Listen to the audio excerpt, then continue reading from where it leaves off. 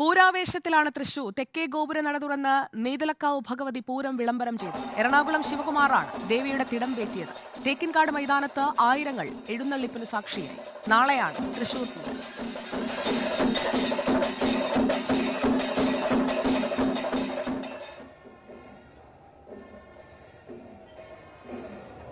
ദീപക് മലയമ്മ പൂരനഗരിയിൽ നിന്ന് തത്സമയം ചേരുന്നു നമുക്കൊപ്പം. ദീപക് മലയമ്മ, പൂരാവേശത്തിന് തുടക്കമായി പൂരം വിളംബരം ചെയ്തിരിക്കുകയാണ്. ഇനി അങ്ങോട്ട് കാഴ്ചയുടെ വിസ്മയങ്ങൾ ഒളിപ്പിച്ചു വെച്ചിരിക്കുന്ന മണിക്കൂറുകളാണ്. ഇത്തവണ പൂരം എത്രയ്ക്ക് പൊടി പാറുന്നതായിരിക്കുമെന്നാണ് ആദ്യ സൂചനകൾ.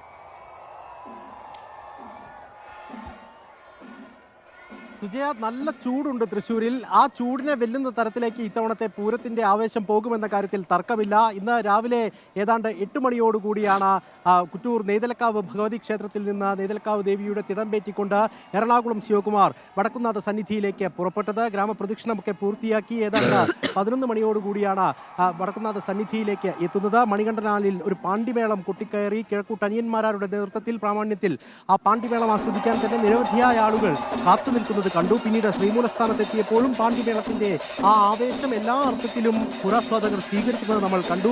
ഏതാണ്ട് 12 മണിയോട് കഴിഞ്ഞതിന് ശേഷമാണ് പിന്നീട് ഈ തെക്കേ ഗോപുരവാതിൽ തുറന്ന പൂരവിളംബരം അറിയിക്കുന്ന ചടങ്ങ് നടന്നത്. അക്ഷരാർത്ഥത്തിൽ മുൻ വർഷങ്ങളിൽ കാണുന്നതിന് സമാനമായ രീതിയിൽ തെക്കേ ഗോപുര നടക്കി മുൻവശത്ത് ആയിരക്കണക്കിന് ആളുകൾ ഒരു നോക്ക് എറണാകുളം ശിവകുമാറിനെ കാണുന്നതിന് വേണ്ടി കാത്തു നിൽക്കുന്നത് കണ്ടു. തുമ്പി ഉയർത്തി 3 തവണ പൂരാസ്വാദകരെ അഭിവാദ്യം ചെയ്തു എറണാകുളം ശിവകുമാർ. അങ്ങനെ ഔദ്യോഗികമായി പൂരത്തിന്റെ വിളംബരം ചടങ്ങ് പൂർത്തിയാക്കുകയും ചെയ്തു. ഇനി നാളെ രാവിലെ മുതലാണ് ഘടകപൂരങ്ങളുടെ ഒരു ഒഴുക്ക് തന്നെ ഇങ്ങോട്ട് വരാനുള്ളത്. തെച്ചിക്കോട്ടുകാവ് രാമചന്ദ്രൻ ഉൾപ്പെടെയുള്ള ഗജവീരന്മാരുടെ അകമ്പടിയിലായിരിക്കും പല പൂരങ്ങളും ഇവിടേക്ക് എത്തുക എന്നുള്ളതാണ്. രാവിലെ തന്നെ കണിമംഗലം ശാസ്താവ് പുലർച്ചയോടുകൂടി 7 മണി സമയത്തോടുകൂടി ഈ വടക്കുന്നാഥ സന്നിധിയിലേക്ക് എത്തും.